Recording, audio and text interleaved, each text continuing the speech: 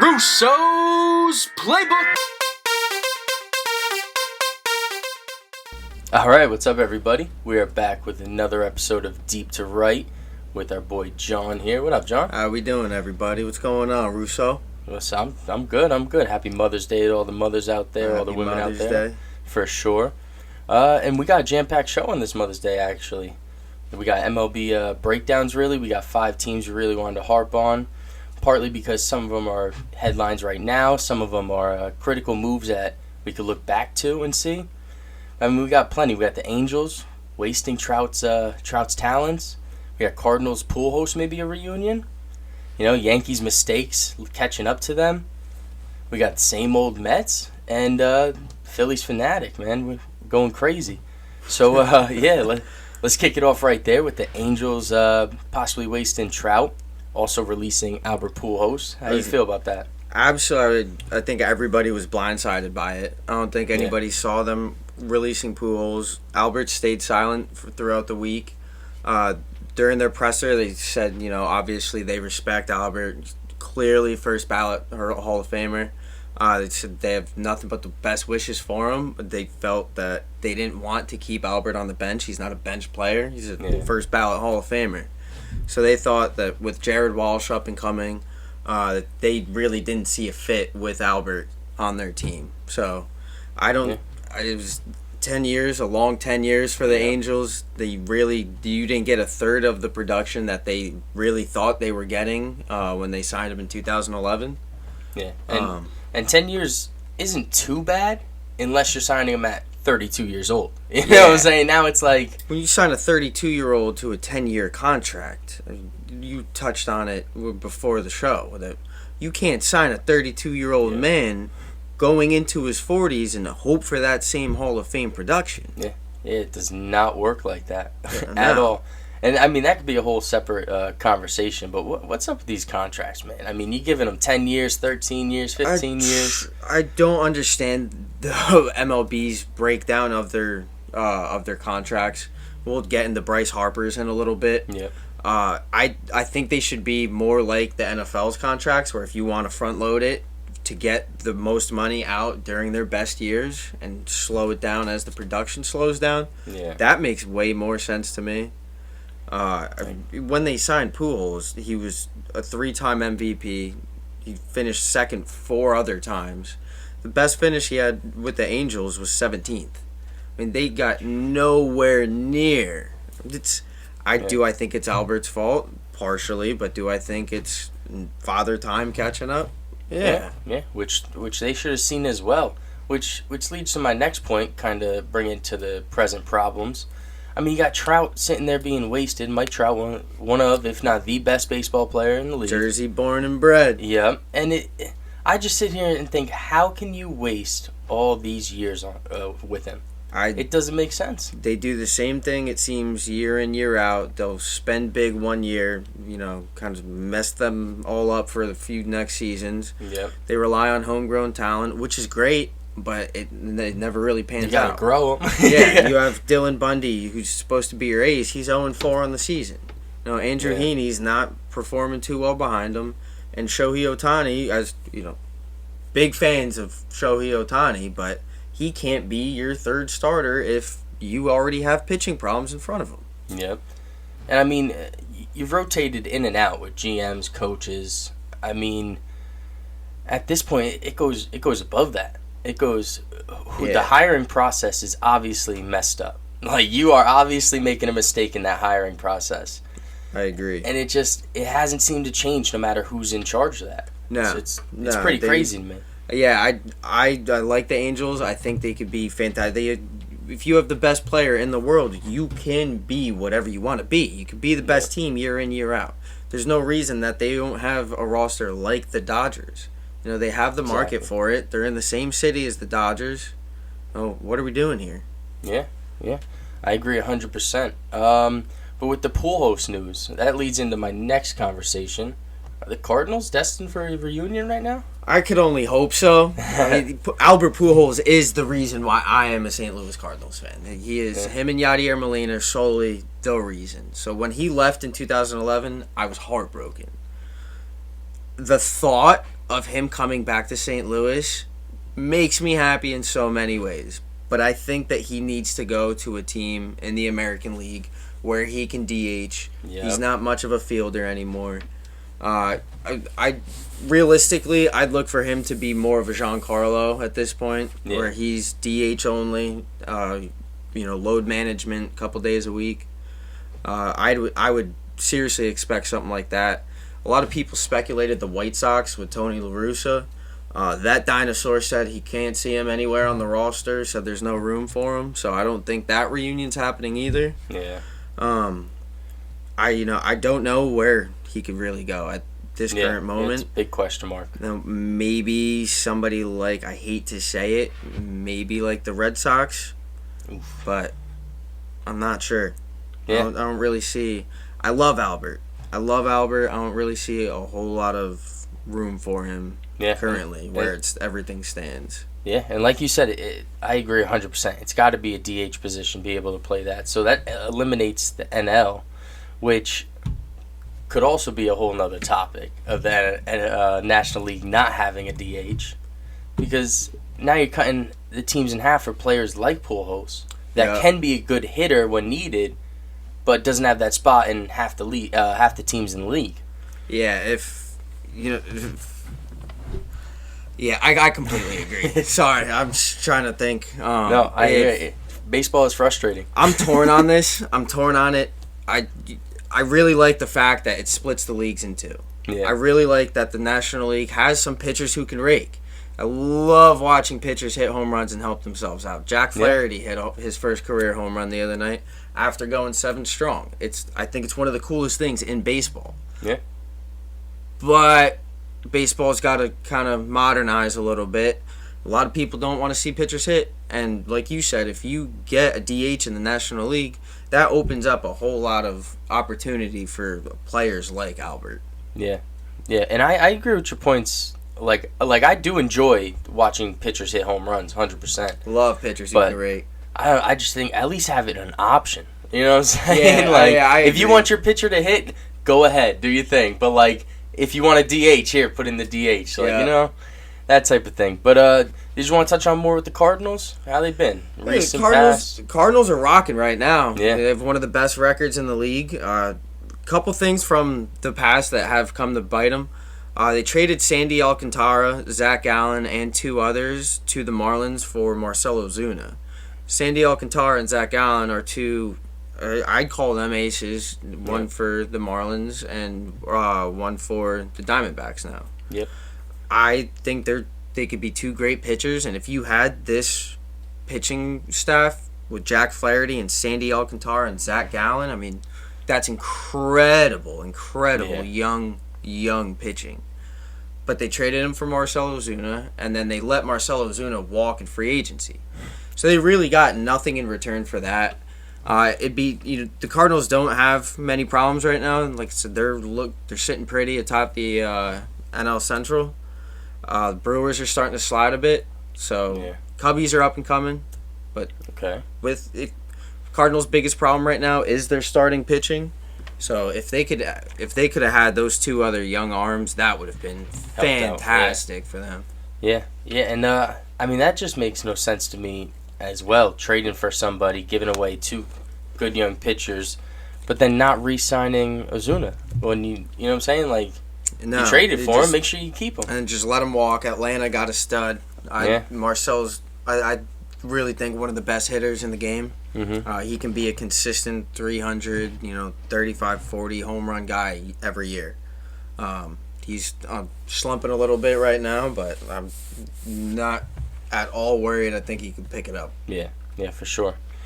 Let's move into the third topic, the Yankees. I mean, mistakes we could pull all over the place. We've seen it for the last 3-4 years. We've seen the mistakes pile up. I mean, I think they're finally starting to catch up. And I think to go back to where it all started, having Joe Girardi be that fall guy, that was where I think they made the mistake. I agree. That was the 2017 season. I think messed them up in more ways than we really realize, or a lot of people really realize. Joe Girardi took the fall. He's doing outstanding with the Phillies right now. It still bothers me to see him and Didi Gregorius in Phillies uniforms. Which also could be in a whole nother problem, not re-signing Didi. Yep. I mean, that's a mistake as well, I thought. Yeah, everybody thought, myself included, that Glaber was the next Jeter. We found the next Jeter. Glaber sure as shit doesn't look like the next Jeter, and Didi still looks like Didi. Yeah. So I think this Yankees squad, I like Aaron Boone. I do like Aaron Boone. I think with this Yankees squad, you don't change Girardi and Didi, and you kept everything rolling. I think they're still sitting pretty. Yeah. Yeah, I agree. And, I mean, you still could have had... Because they've been throwing LeMahieu at first at times, right? Yeah. Yeah. So they could have still had Didi at short, Glaber at second, and throw LeMahieu at first. Yep. Yeah. So, I mean, they could have made it work. Like, I hate when people are like, oh, well... you would have rather had Didi than LeMahieu then? Like, no, you could have had it work for both. They just called up Andujar. Yeah. So there's no reason. To spot for first sometimes. Yep. Like, Tyler Wade's still on this roster. You're going to tell me we didn't have room for Didi? I don't think so. Yeah, it's ridiculous. And then you could just... I mean, pitching has always been their problem, I felt. I mean, they can never... I mean, they signed a good CC, Garrett Cole, good ones, but they can never fill out the depth around it. No, they're obsessed with injury-prone pitchers who are past their prime. Yeah. Kluber's hot right now. I would have rather had Joe Musgrove. Yeah. But it's not the Yankees' motto. They like to go after the older, injury-prone, coming off of a slow start or a slow couple years where they can, maybe get them at a cheaper price. Yeah, and even not re-signing Tanaka. I mean, at least that's a proven pitcher that you know what you're getting. Instead of Kluber, who you're hoping that's going to bounce back. You don't know what Jameson Tyone is fully. And they don't get me wrong, they've both been looking good in recent starts. Yeah, absolutely. But you don't know if they're going to keep it up. You don't know if they're going to slow down. They started off slow, got a little hot. Now who knows what they'll do next. So I think not re-signing Tanaka was a huge, not move too. I agree, and Severino's coming back, but that's another name that we've just been hearing for the past 2 years. It feels like. Yeah. How long are we going to rely on Luis Severino? Yeah, I agree 100%. It sounds great, but is he reliable enough? And what happens when he comes back if he's not the same pitcher that he was? The Yankees are in the same position they've been in before they got Garrett Cole. Yeah, it's a mess right now, to be honest. Looking from the outside in, I don't know what they're thinking with that. We touched on earlier episodes about the analytics and stuff, which obviously we both think are driving them the wrong way. So absolutely. I mean, plenty of problems with the Yankees. Load management. Yep.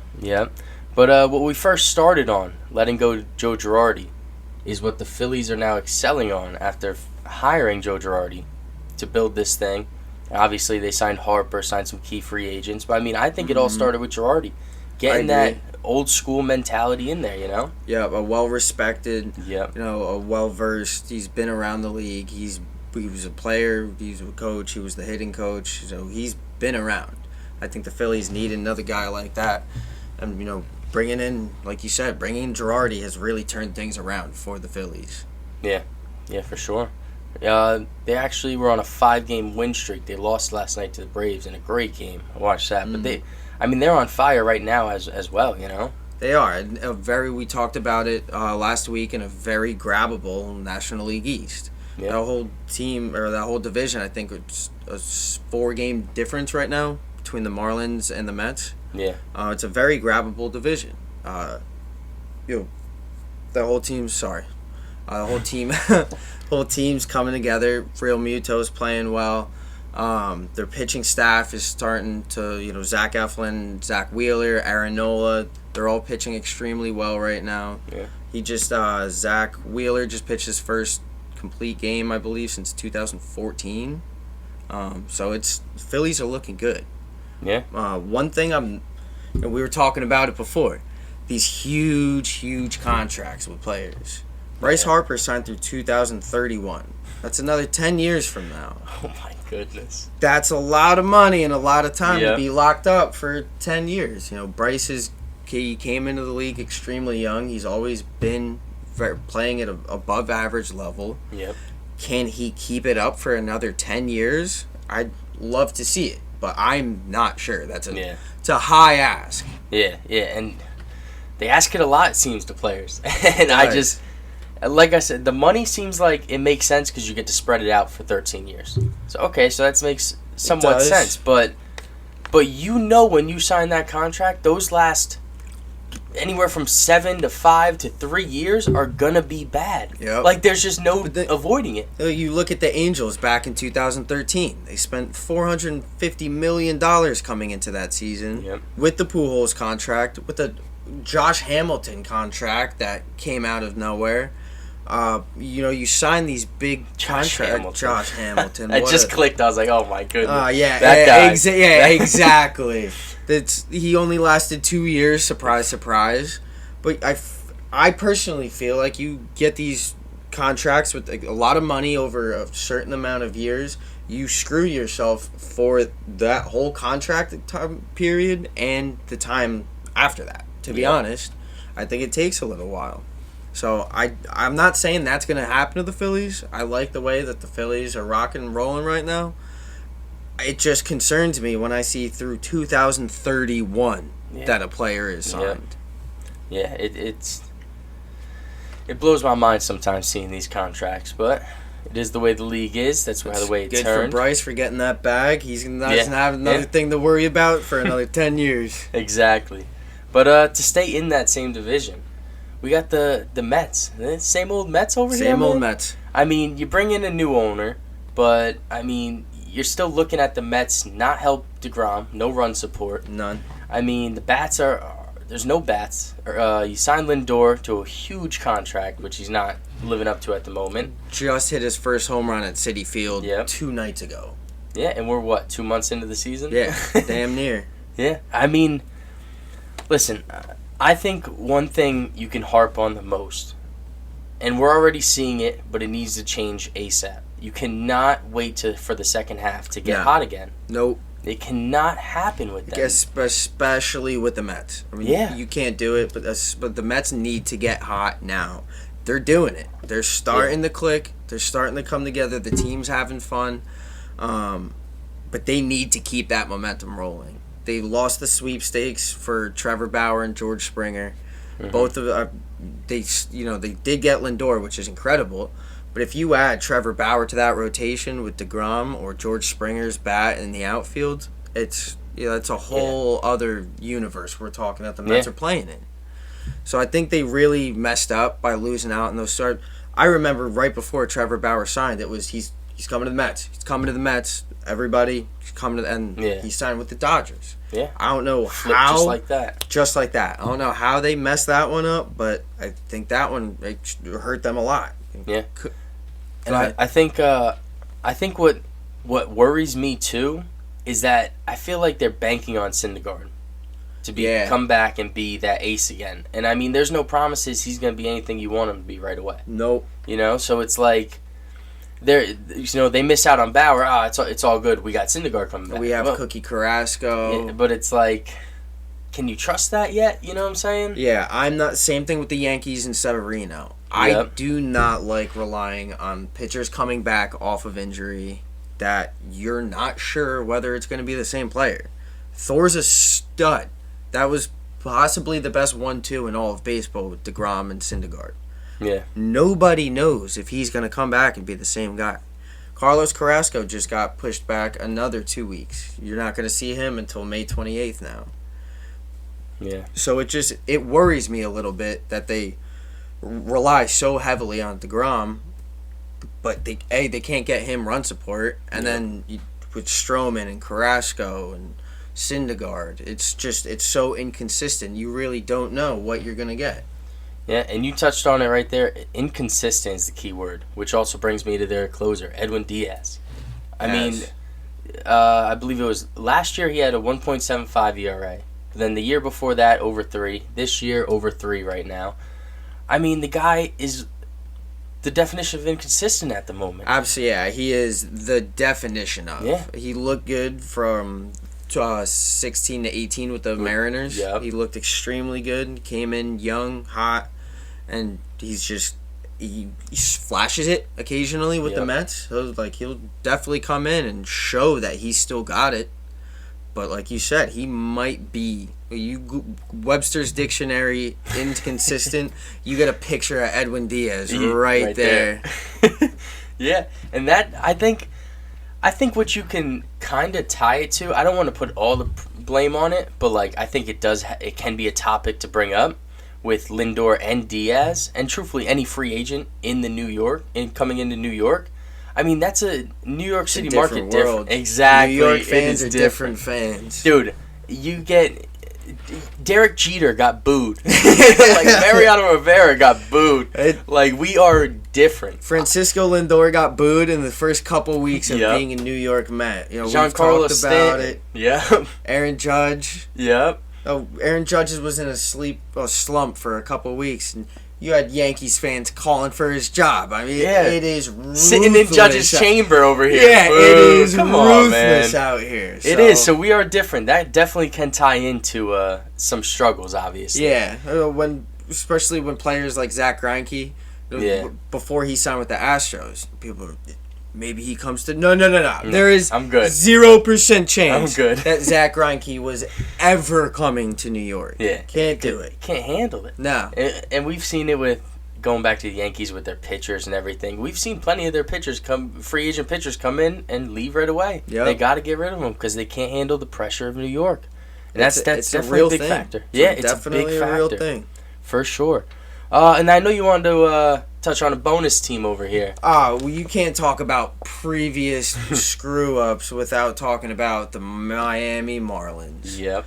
2015, they had Christian Yelich, Marcell Ozuna, Giancarlo Stanton, Ichiro Suzuki, all in their outfield. Yelly and Real Muto were on rookie contracts still. You had Miguel Rojas, who's their shortstop now. Brad Hand was there. Yeah, he's the one player that got saved. Think about, what was that, seven names you just listed? You have 1, 2, 3, 4, 5, 6 players that could arguably be Hall of Famers. Ichiro is a definite, obviously. Yep. I'd say Giancarlo is teetering. I'd say Yelly's, if he can stay healthy, teetering. Yep. Can be projected there. Marcell Ozuna is a stretch, but he has a couple good years. I can see it. Real Muto was looking good.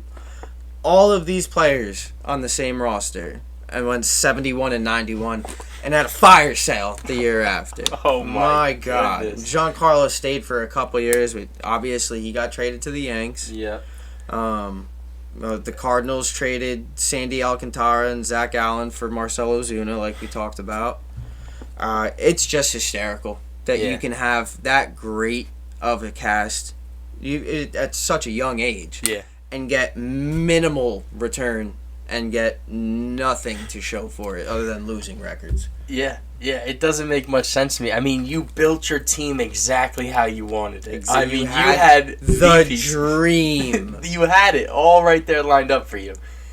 And shame on you, Miami. Yeah, that's just crazy to me, man. Oh, dude. But that'll wrap up this episode of Russo Deep to Right on Russo's Playbook. Sorry about that. Episode 4. You catch it on YouTube, Apple Podcasts, Spotify.